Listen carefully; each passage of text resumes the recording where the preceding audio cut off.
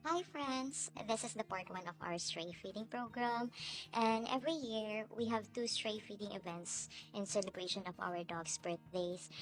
For background, we have four dogs, Kuya Samson, Chinchan, Bunsoy, and our Ate Delilah who sadly passed away last February 2023.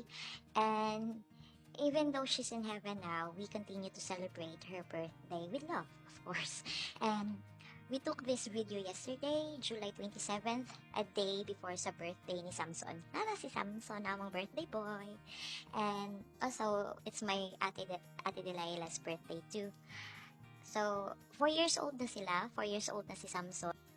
And no na, si Bunsoy, tapos si Chinchan, ang mga manghod.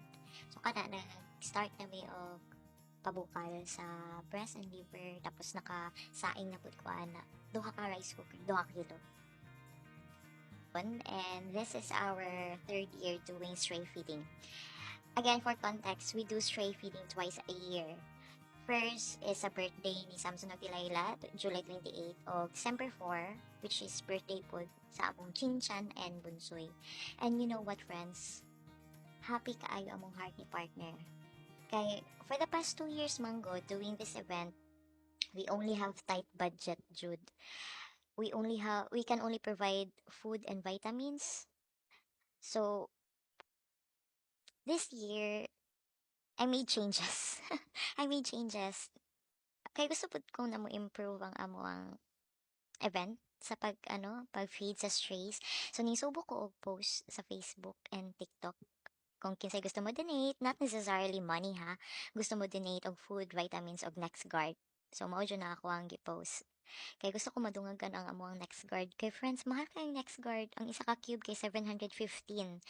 Nya og palit mag NextGuard friends. Ito adjud mo sa clinic para sure gyud na mautoy anang legit jud to ba? Mao na siyang NextGuard. So ipakita na ko karon kung unsa ra kagamay ang 715. Nara. So, ingana na siya kagamay ang NextGuard friends. 715 pero very effective for anti-tick. Mauna jud na siya amo ang ginagamit ever since nagkasakit si Delilah, tapos namatay siya, tapos nagkasakit po si Chinchan, same ka Ate Delilah, tapos na-survive ni Chinchan. Kay amo ang nadali-dali siya og agto sa vet. Tapos mao na nang gi-recommend sa amo ang vet ang NextGuard anti-tick.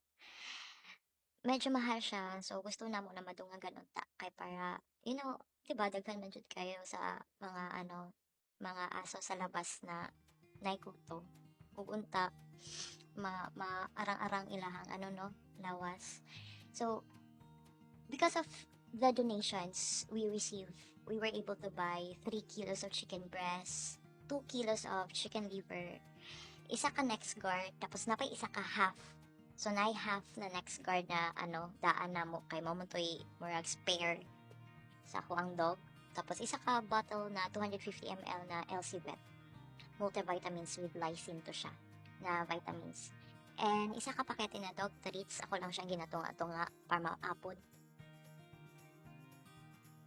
O, natay 5 kilos of dog food. So, kana friends, gikan sa kaldero na dako, dili jud mo iko. So, among gibuhat is dako na planggana. Nakatawanan kayo friends, kaya wala jud na mo na-anticipate na planggana da ayamo ang mahimong butanganan. Na amo ba yung service friends nung kay Mio na motor lang friends. Pero na-survive jud na mo. Thank you Lord. And this is the part 1 sa ato ang stray feeding program friends. Unta i-watch ninyo ang second part sa video. Kay dito ana ko ipakita ang mga dogs and cats na ato ang napakaon sa ato ang event. And thank you for watching. Thank you. Love you. Ma.